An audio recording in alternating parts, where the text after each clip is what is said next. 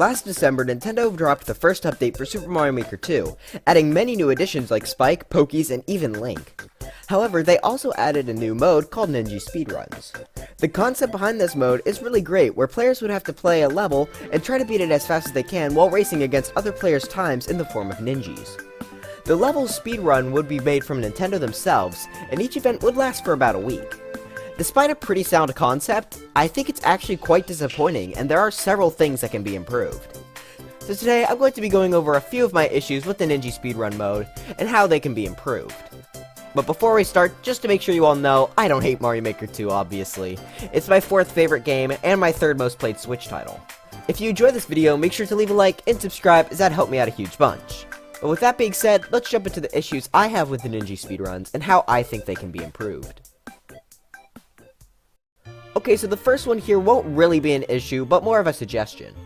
The other parts of this video are real issues, though, that I think need to be improved, but let's jump into a suggestion I have here first. Since all the runs are recorded to obviously be later used as Ninja Ghosts, why not let us view the world record? This seems like it'd be such an easy thing to add, and an obvious thing to add.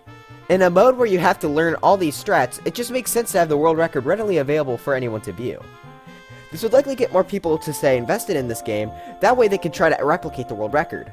Also, while they're at it, it'd be very cool if world records were viewable on every level, but I would understand if they're only available on Ninja Speedruns.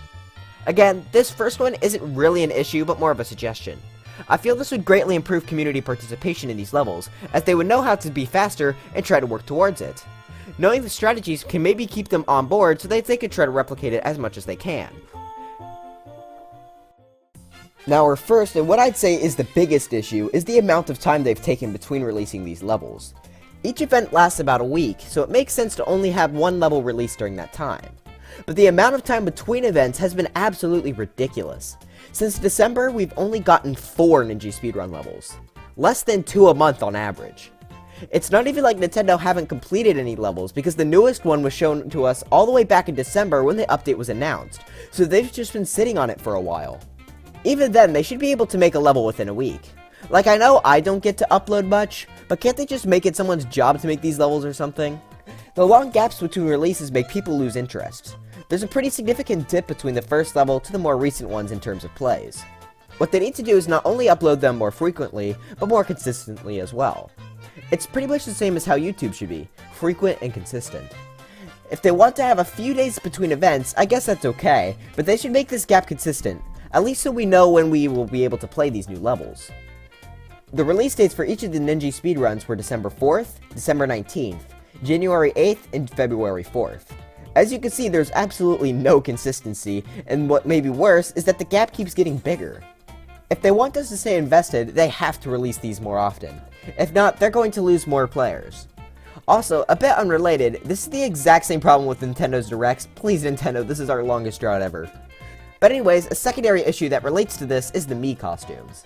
Now many of you may not know this, but I'm trying to get all the costumes in Mario Maker 2. So far, only 13 people have done it, not including the Ninja costumes, and I only need one more original costume, the 10,000 level clears. However, there were 8 costumes added into the Ninja update, and what sucks is they can only be gotten after beating a certain number of Ninja levels, 20 if you want them all. So now we completionists all have to wait several months until we could finally say we actually have 100%ed this game. So these long waits between levels are not only ruining player retention, but also ruining some of the top players' experiences as well. I think from now on, 1 week should be the absolute maximum waiting time between levels. Maybe a day of the week should be chosen for Ninja releases. Either way, their release schedule absolutely needs to be improved, and it's the #1 issue that many people have with this mode, including myself. Alright, I think we could finally move on to the next issue, which is actually a bit similar to the last one. These Ninja levels drop completely out of nowhere and without warning. This wouldn't be a problem if they were consistent, however they aren't. The only way Nintendo announces them is on a notification in the game itself. I think it'd be best if they decided to upload a video to YouTube showcasing the level and tweet it out on Twitter. That way more people will know if one is released, and that will lead to more plays. Nintendo is doing a very poor job advertising these, so they need to work on that if they want more players. My final thing that I believe they should really improve about this mode is its difficulty. The way it is right now, it is way too easy to get gold stars. The first one started out pretty good difficulty, I'd say, requiring a 20-second time for gold, when the lowest time was around 19 seconds. However, from then on, all the other levels were so incredibly easy to get gold. The 10 coin of the Deep Woods only needed 25 seconds for gold when the world record was 18 seconds. The Cat Mario Dash level only needed 36 while the world record was 29. And by far the worst one yet, Speedventure of Link only needed 38 seconds while the world record was 24.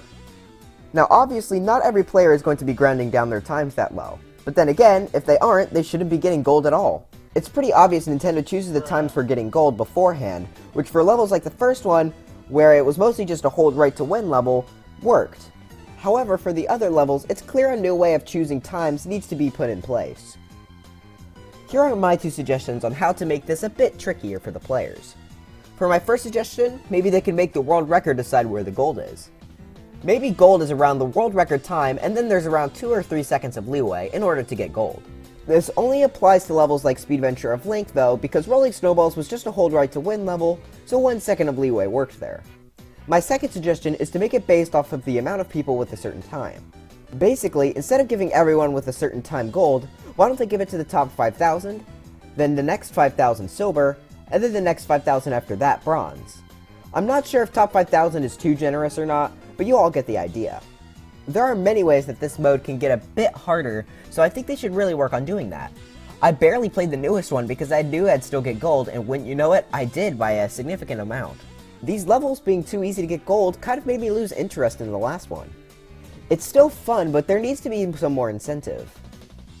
Also, I think the top 3 best players should get something special as well. But not a me costume, don't you dare add more, Nintendo. Maybe they could get a second ring, so 3rd place would get 4 stars, 2nd place would get 5, and of course 1st would get 6.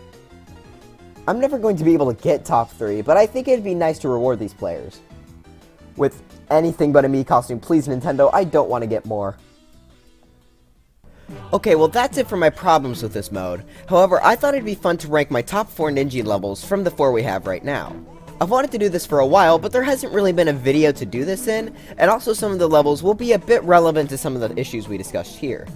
Finally, before we get into this, I just want to say, all of these levels have been pretty good, and none of them are bad. But anyways, let's jump into the list. Number 4, Cat Mario Dash. This is by far the one I spent the least amount of time on, mostly due to gold being too easy to get and me knowing that. On top of that, going fast in 3D World is very inconsistent and it kinda felt random if you were doing well. But the worst thing is by far the Piranha Creepers. I don't think a better enemy could have been chosen for the Say Psych Right Now meme from a while back, because every interaction with them basically feels like that because of how terrible their hitboxes are, and with how they work.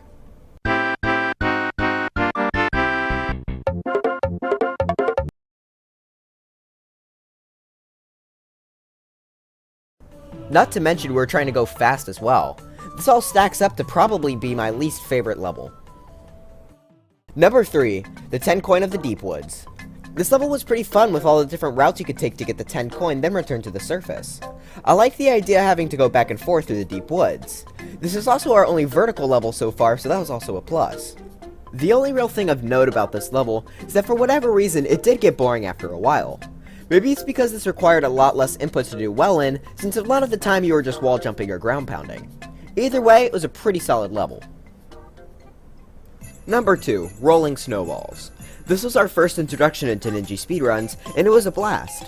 It was pretty simple on the surface level, mostly just a hold right. However, the main thing with this level was optimizing its slopes. For me personally, I've never really gotten to know how to work with slopes until this level dropped, so this also led to me learning how to work with slopes for later levels. I also liked the feel and theme of this level. It definitely felt very traditional, and as most of you know, that's my favorite kind of levels in Mario Maker 2. I also really like snow levels, and it was a great showcase of all the enemies in the update. Overall, it was a great start to Ninja Speedruns. Number 1, the Speedventure of Link. While this did end up being the easiest to get gold in, this was before we found out it was going to be this easy to get it on these levels, so it didn't feel so bad, and it's also probably the level I spent the most time on. This level has so many different ways to beat it, and it was by far the best for discovery and bringing the community together. It felt like every day a new route was found and the speedrun evolved. One day we were going over the top, next we were underwater. This is something I don't think any of the other Ninja levels have been able to replicate on this degree, and I think it's how these levels should be. On top of that, tricks were mostly pretty fun to pull off.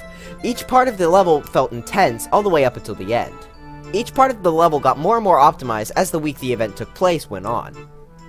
I think Nintendo didn't expect how hard we would work to optimize this time, which is why this was one of the easiest to get gold in by far. This level is how I hope future Ninja levels are set up, where there are many different routes and the community has to come together to figure out the best one. But anyways, that's it for this video. How do you all feel about Ninja Speedruns? Do you agree with my problems and my rankings? Let me know in the comments.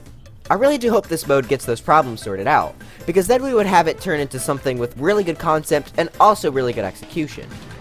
If you enjoyed this video, make sure to leave a like and subscribe because that helped me out a huge bunch.